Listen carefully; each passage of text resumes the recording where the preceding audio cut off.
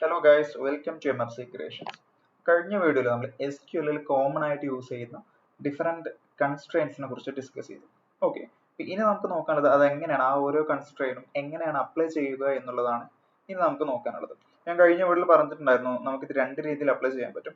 ഒന്നെങ്കിൽ table create ചെയ്യുമ്പോൾ തന്നെ നമുക്ക് കൺസ്ട്രെയിൻസ് ഡിഫൈൻ ചെയ്ത് കൊടുക്കാം. അതല്ലെങ്കിൽ ടേബിൾ ക്രിയേറ്റ് ചെയ്തതിന് ശേഷവും നമുക്ക് കൺസ്ട്രെയിൻസ് ഡിഫൈൻ ചെയ്ത് കൊടുക്കാവുന്നതാണ്. ഓക്കെ, ഈ വീഡിയോയിലൂടെ ഒരു ടേബിൾ ക്രിയേറ്റ് ചെയ്യുന്ന സമയത്ത് എങ്ങനെയാണ് കൺസ്ട്രെയിൻസ് അപ്ലൈ ചെയ്യുക എന്നുള്ളത് നോക്കാം. ഓക്കെ, ഇവിടെ എൻ്റെ കയ്യിൽ കോളേജ് എന്ന് പറയുന്ന ഒരു ഡാറ്റാബേസ് ഉണ്ട്. അതിനകത്ത് സ്റ്റുഡൻസ് എന്ന് പറയുന്ന ഒരു ടേബിൾ ഉണ്ട്. ഈ ടേബിളിലാണ് നമ്മൾ കഴിഞ്ഞ ഓരോ വീഡിയോസിനും ഡിഫറെന്റ് ഓപ്പറേഷൻസ് ചെയ്തത്.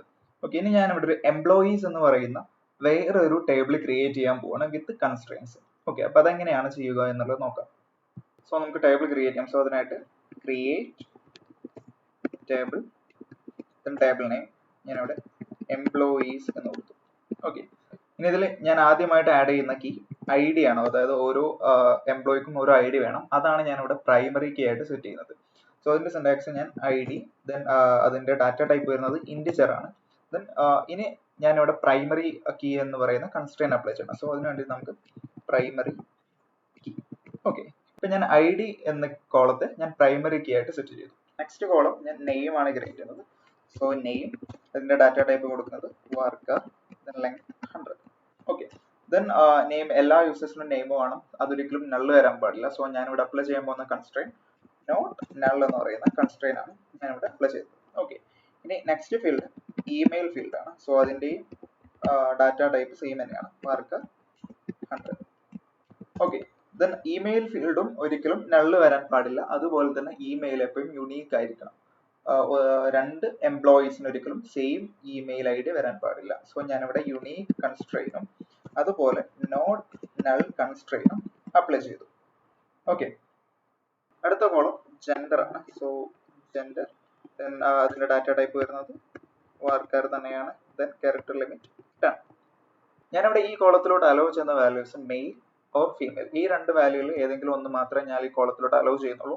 സോ അതിന് വേണ്ടിയിട്ട് നമുക്ക് ഇവിടെ ചെക്ക് കൺസ്ട്രെയിൻ അപ്ലൈ ചെയ്യാം. So check, then bracket open ചെയ്യാം. അതിനകത്ത് നമ്മൾ പോസിബിൾ ആയിട്ടുള്ള വാല്യൂസ് ഡിഫൈൻ ചെയ്യാം. So gender equal to male or gender equal to female. Okay, then next column എന്ന് പറയുന്നത് ക്രിയേറ്റഡ് അറ്റ്. അതായത് നമ്മൾ ഈ റെക്കോർഡ് ക്രിയേറ്റ് ചെയ്യുമ്പോൾ ആ ക്രിയേറ്റ് ചെയ്യുന്ന സമയത്തുള്ള ഡേറ്റ് ടൈം സ്റ്റാമ്പ് നമുക്ക് വേണം. സോ അതിന് വേണ്ടിയിട്ടാണ് ഞാൻ ക്രിയേറ്റഡ് അറ്റ് കോളം ഇടുന്നത്.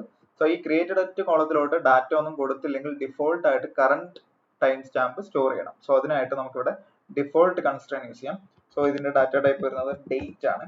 ദെൻ കൺസ്ട്രെയിൻ ആയിട്ടുള്ള default current time stamp. Okay, ഇപ്പൊ നമ്മൾ ഏകദേശം എല്ലാ കൺസ്ട്രെയിനും യൂസ് ചെയ്ത് ഇവിടെ മിസ് ആയിട്ടുള്ളത് ഫോറിൻ കീ കൺസ്ട്രെയിൻ ആണ്. അത് നമ്മൾ ജോയിൻസിനെ കുറിച്ച് പറയുമ്പോൾ നമുക്ക് ഡീറ്റെയിൽ ആയിട്ട് നോക്കാം.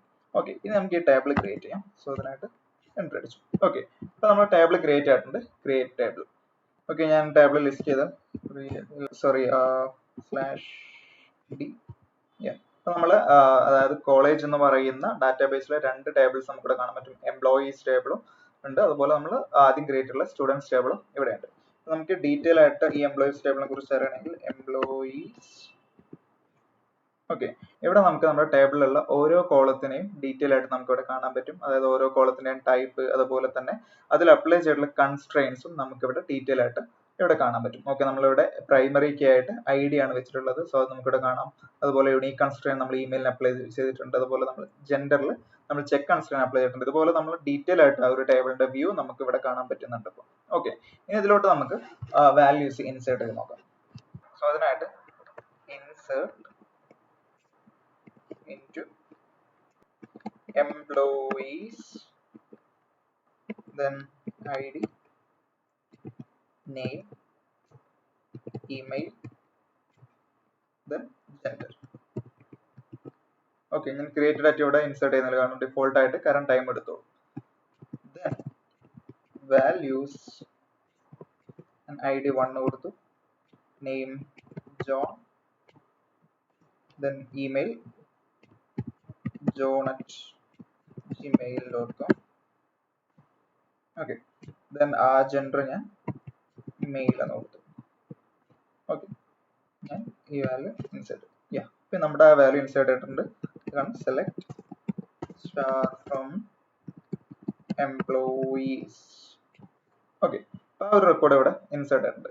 ഇനി ഞാൻ ആ ഒരു ഇൻസേർട്ട് ഞാൻ ഒന്നുകൂടെ ചെയ്യാണ്. ഇവിടെ ഞാൻ ജോണിന് പകരം ഞാൻ ഡോ എന്ന് കൊടുത്തു. പക്ഷെ ഞാൻ ഇമെയിൽ ചേഞ്ച് ചെയ്തിട്ടില്ല. നമുക്ക് ഈ വാല്യൂ ആ ഒരു സെയിം ഇമെയിൽ വെച്ചിട്ട് തന്നെ ഞാൻ ഇൻസേർട്ട് ചെയ്യാൻ ട്രൈ ചെയ്യാണ്. അപ്പോൾ നമുക്കിവിടെ എറർ അടിക്കും, കാരണം ഡ്യൂപ്ലിക്കേറ്റ് വാല്യൂ, അതായത് നമ്മൾ ഈ ഇമെയിലിന് യുണീക്ക് കൺസ്ട്രെയിൻ അപ്ലൈ ചെയ്തിട്ടുണ്ട്. സോ അതുകൊണ്ട് ഇതൊരിക്കലും ആ ഒരു സെയിം ഇമെയിലിന് ഇതിലോട്ട് എൻ്റർ ചെയ്യിക്കത്തില്ല, നമുക്ക് എറർ തരും. ഓക്കെ, ഇനി സപ്പോസ് ജെൻഡർ മെയിലിന് പകരം ഞാൻ ഇവിടെ ഹായ് എന്ന് കൊടുക്കും. ഇപ്പോൾ നമ്മുടെ ക്വറി ഫെയിൽ ആയിട്ടുണ്ട്, കാരണം കൺസ്ട്രെയിൻസിനെ മാച്ച് ചെയ്യുന്നില്ല. ഓക്കെ, അപ്പൊ ഇങ്ങനെയാണ് നമ്മളൊരു ടേബിൾ ക്രിയേറ്റ് ചെയ്യുമ്പോൾ കൺസ്ട്രെയിൻസ് അപ്ലൈ ചെയ്യുന്നത്. ഇനി നെക്സ്റ്റ് വീഡിയോയിൽ ടേബിൾ ക്രിയേറ്റ് ചെയ്തതിന് ശേഷം എങ്ങനെയാണ് കൺസ്ട്രെയിൻസ് അപ്ലൈ ചെയ്യുക എന്നുള്ളതിനെ കുറിച്ച് നമുക്ക് നോക്കാം. ഓക്കെ, ഈ വീഡിയോയിൽ ഇത്രേ പറയുന്നുള്ളൂ. അടുത്ത വീഡിയോ ആയിട്ട് വീണ്ടും കാണാം. Thank you for watching.